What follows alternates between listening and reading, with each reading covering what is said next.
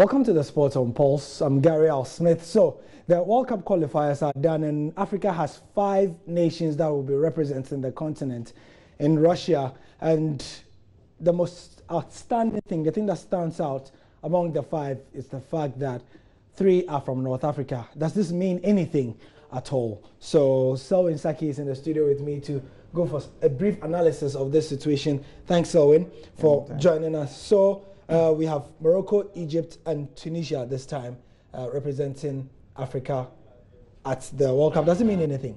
Well, yeah, it's very important for Africa because it looks like the old dogs are back. You know, in 2006, we had a whole lot of debutants in Togo's and Ivory Coast, Ghana as a nation. We're all debutants, but for the North African nations that are back inside, we come Morocco, Egypt, who have not been inside in the long time to play in the World Cup. But this time we have them in, and it's great to see a manager like Hervé Renard, who has been strong in Africa, but it would be really, really great to see him compete at the world stage. Right. So we are seeing highlights of Tunisia and Libya playing in their final qualifier there.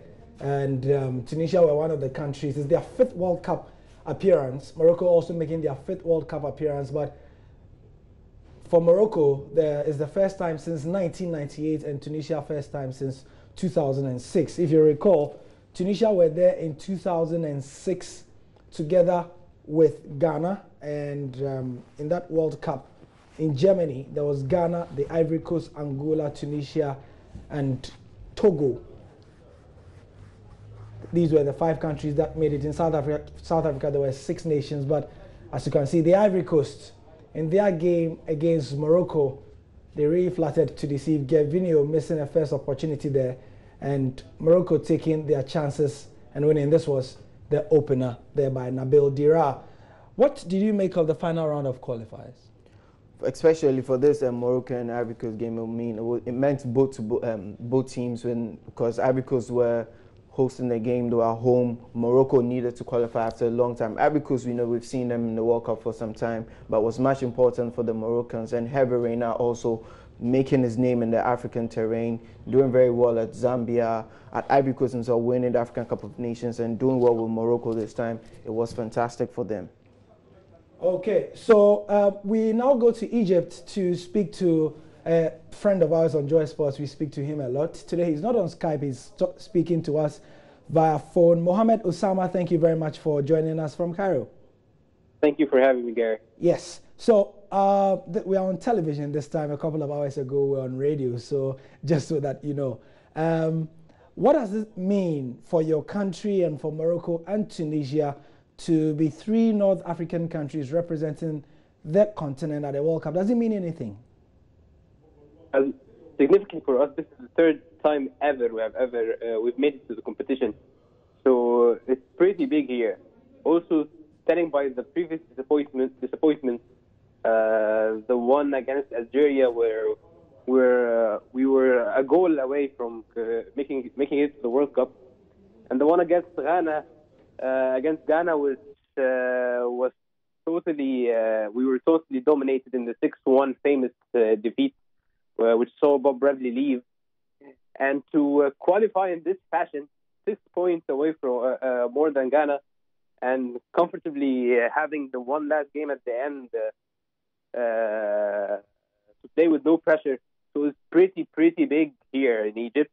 As of for Morocco and Tunisia, for all the teams to qualify at the same time. So this is the first time in history that we see 4 Arab nations qualify at the same time, including Saudi Arabia, of course. So it's an historic World Cup for all of us here. Now, the Liverpool player and then Egyptian number 10, Mohamed Salah, issued a tweet to that effect, and it's got different reactions across Africa, because he said in the tweet that Morocco, Tunisia, Saudi Arabia, and Morocco, Tunisia, Saudi Arabia, and Egypt, yes, are 4 Arab countries that have made it to the World Cup, and it's good. And a lot of Africans felt it was a bit, I'm not sure what the word is. Some actually use the word racist, that Yeah, this shows what a lot. This is a bit too much. I know. No. I'm just telling you what the reactions were. If you check social media, people just kept saying, well, this is what we expected. I mean, Egypt, Morocco, and Tunisia, they've always not felt like they're African sub of the Sahara. We share the same background. We share the same language. Where we have similar culture. So we're pretty stick together. That's just it. I'm pretty sure Salah doesn't mean anything about that. Yeah. I mean, it's a perception people have, and I don't think you can run away from that, Mohamed. A lot of people feel that the North African countries don't feel African enough, especially when it comes to Morocco. I'm not sure that's the case. I didn't have the privilege of meeting a lot of Moroccans throughout my life, but certainly I'm proud of my African side, like I'm proud of my Arabian side. You cannot be one without the other. Sure. Yeah. So more to the point, we're talking about the so-called shift that is happening in African football, and that North Africa is back. You are the chief content officer for the Middle East's biggest football data agency. Do the stats back that claim up, Mohamed? Well, like I told you earlier, I don't think there is shift of power, or there is just a cycle that always happens in every region.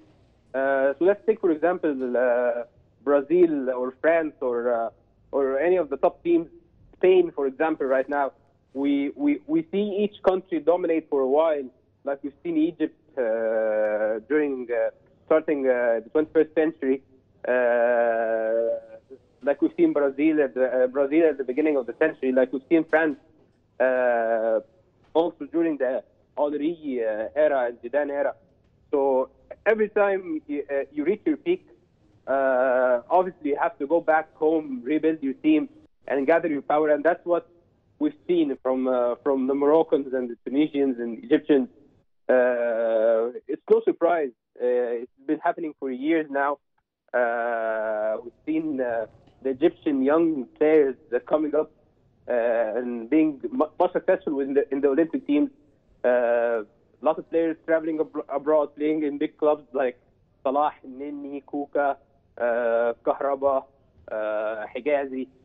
So it's no surprise. Okay. Everybody foresaw this, but again, when it happens, it still shocks you that we've all made it to the World Cup but once. Yeah.